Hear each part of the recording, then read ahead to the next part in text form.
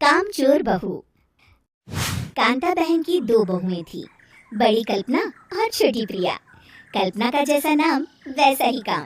सारा दिन कल्पनाओं में रहती, ना कोई काम करती ना कोई धाम। अरे कल्पना बहू, जरा अच्छी सी चटनी पीस दे, आज कुछ मजेदार खाने का मन है।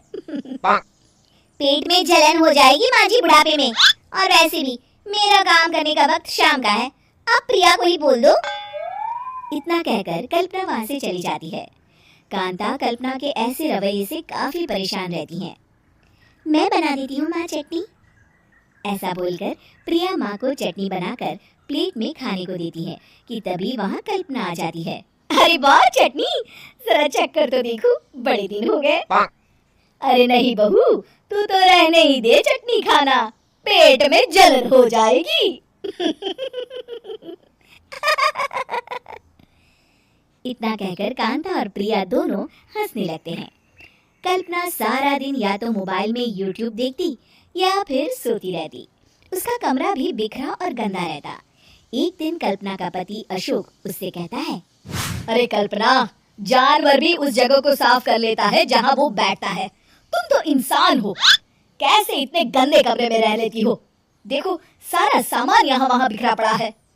ज्यादा अपनी माँ का बोल ना बोलो। हाँ, कमरा तुम्हारा भी तो है, गंदा लग रहा है तो साफ कर लो। पता नहीं तुम्हारे साथ मैं कैसे जिंदगी बिताऊंगा। इतना कहकर अशोक वहां से चला जाता है। कल्पना बस खाना खाने कमरे से बाहर आती और फिर से कमरे में चली जाती। इससे कांता बहन काफी परेशान रहती। एक दिन प्रिया कांता से कहती है, माँ, मैं सारा दिन काम करके थक जाती हूँ, आप कल्पना दीदी से कहिए ना कि सुबह और शाम का काम बांट ले, मैं तो अब सिर्फ एक वक्त का ही काम करूँगी। हाँ। अरे तो वो भी ना करना, एक बहू तो कामचोर थी, दूसरी भी आ गई काम ना करने के बहाने लेकर। तभी वहाँ प्रिया का पति रमेश आ जाता है। माँ, मैं देख रहा हूँ भाभी कोई काम नहीं करती, प्रिया सारा दिन घर और रसोई का काम करती है, अब कुछ करो ना माँ। कांता मन में कुछ सोचती है और कल्पना के पास जाती है। कल्पना फोन पर मेकअप करना देख रही होती है। कल्पना, तुम सारा दिन बस मोबाइल देखती हो, घर का कोई काम भी कर लिया करो। प्रिया सारा दिन काम करके थक जाती है, आज से मैंने फैसला किया है, एक वक्त का काम तुम करोगी, सुबह का खाना तुम बनाओगी और रात का प्रिया। आप लोगों ने काम को हवा बना रखा है। अरे पता नहीं थोड़ा सा ज्यादा काम करने में आप लोग घबरा क्यों जाते हैं। और हाँ, बहुत ज्यादा प्रिया की तारीफ मत करिए मेरे सामने, बड़ी बहू तो मैं ही रहूंगी। मैं कुछ नहीं जानती, कल सुबह मुझे वक्त से खाना चाहिए, रसोई में आ जाना, वरना कल से तुझे खाना नहीं मिलेगा। अगली सुबह कल्पना रसोई में नहीं आती है। वो देर से सोकर उठती है और बाहर आकर कहती है, अरे भूख लगी है, आज खाने में क्या है? इतनी देर हो गई, आज किसी ने मुझे उठाया भी नहीं, पता नहीं कहाँ है सब। कल्पना को घर में कोई नहीं दिखता। वो रसोई की तरफ जाती है जहाँ बड़ा सा ताला लगा होता है। अरे रसोई में ताला! ओ, मैं तो भूल ही गई थी, माँ ने आज से सुबह का खाना मुझे बनाने को कहा था। हे भगवान, इतने लोगों का खाना बनाना क्या आसान है? तभी घर के सारे सदस्य बाहर से वापस आते हैं। वाह माँ जी, मजा आ गया छोले भटूरे खाकर। मेरे मुंह में तो अभी भी स्वाद आ रहा है।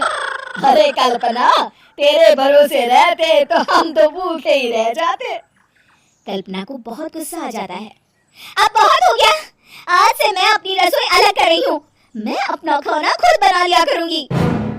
कल्पना अपनी रसोई अलग कर लेती है, पर आए दिन उसका देर से उठना और काम न करने की आदत से वो भूखी ही रह जाती थी। उसी के सामने घर के लोग अच्छे अच्छे पकवान खाते और कामचोर कल्पना को जैसे तैसे ही खाना बनाकर खाना पड़ता। पर एक दिन तो हद ही हो गई। माँ, दीदी आज सुबह से कमरे से बाहर नहीं निकली, हमें जाकर देखना चाहिए। सो रही होगी कामचोर कहीं की, पर तुम कहती हो तो चलो देख लेते हैं उसे। कल्पना कमरे में पेट पकड़कर बैठी होती है। हाय मेरा दर्द, पेट दर्द के मारे मर रही हूँ मैं।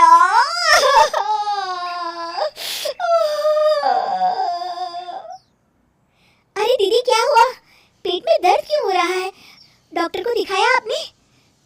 माँ, कल्पना खड़ी होती है और माँ जी के पास आती है।